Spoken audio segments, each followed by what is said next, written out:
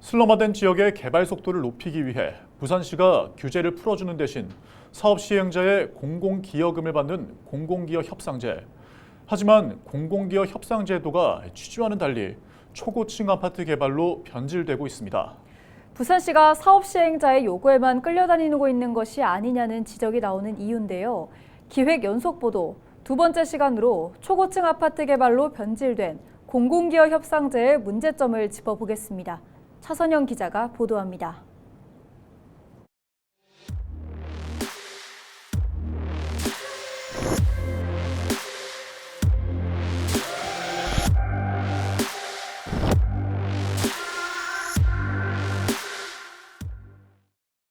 차익 남는 걸 부산시에 넣어라. 예. 땅으로 주든지 현물로 주든지. 예.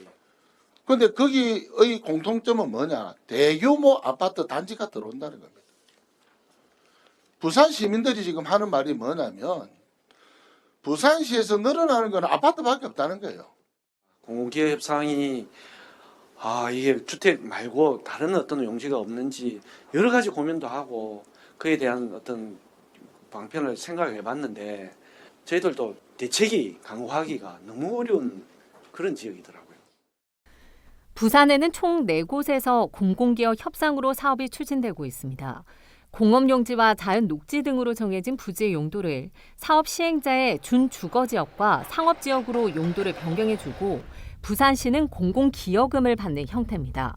공공기여 협상 1호 사업인 해운대 한진컨테이너 야적장 복합개발, 부산시는 사업자의 아파트 2천여 세대와 업무시설을 짓도록 규제를 풀어주는 대신 공공기여금 2,360억 원과 기반 시설 조성 비용으로 490억 원을 받기로 했습니다.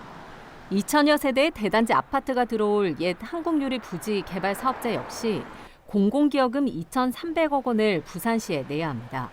다대 옛 한진중공업 부지와 옛 부산외대 캠퍼스 부지도 공공기여금 규모와 개발안이 확정됐습니다. 그런데 사업 시행자에게 받은 공공기여금으로 지역 균형 발전에 사용하겠다는 공공기여 협상제의 취지와 다르게 아파트 개발이 주가 되고 있다는 지적이 잇따르고 있습니다. 주객이 전도됐다는 의미입니다. 그 공공기여라는 함정이 결국은 고층화를 유도하고 있고요. 아주 조그만 공간을 공공으로 생색내기로 내어주거든요. 임대주택이라든지. 이제 그런 포장을 통해서 본질이 왜곡되는 거죠. 인근 지역 주민들이 아파트를 지어 수익을 남기려는 사업 시행자의 주머니만 채우는 것 아니냐며 우려하고 있습니다. 아파트가 들어설 자리가 아닌 곳에도 우후죽순 들어서고 있다는 생각 때문입니다. 옛날 생각하면은 앞산, 뒤산 이런 게 없어요. 지금 우리 강의 보지만은 산이 다 막혀요. 또 옆에도 이렇게 짓지만은 산이 안 보여요, 아예. 지금 주변에 둘러보시면 아파트가 너무 많아요. 그래서 저희 아이들이 이제 다른 지역으로 다 장성해서 갔거든요. 아이들이 돌아보는 부산은 늘 낙후되어 있고 아파트만 계속 생기는 곳. 그곳으로 인식이 되어 있는 거예요.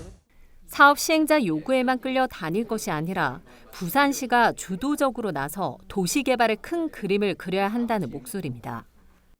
사업에 이제 부산시에서 끌고 나가는 이런 공공기여 협상제의 어떤 그런 모습이 아쉽다라는 거고, 이제 공장 어떤 제조업의 형태가 바뀜에 따라서 이제 그 사업의 이제 쇠락이 결정이 되는데, 그렇다고 한다면은 여기에 종 변경을 해가지고 숙박시설을 넣을 것이 아니라 일자리를 창출할 수 있는 그런 기업들을 유치하기 위해서 부산시에서 노력을 해야 되는데, 계속적인 어떤 공공기여 협상에서 주거지가 이렇게 계속 나오고 이런 데 대해서는 저희들도 좀 문제를 인식하고 있습니다. 초고층 아파트 개발로 변질된 공공기여 협상제, 공공기여를 명분으로 삼아 아파트 개발을 허용하는 방식이 아닌 지역 균형 발전이라는 공공기여 협상제 취지를 살릴 수 있도록 하루빨리 개선책을 찾아야 할 것으로 보입니다. 헬로티비 뉴스 차선영입니다.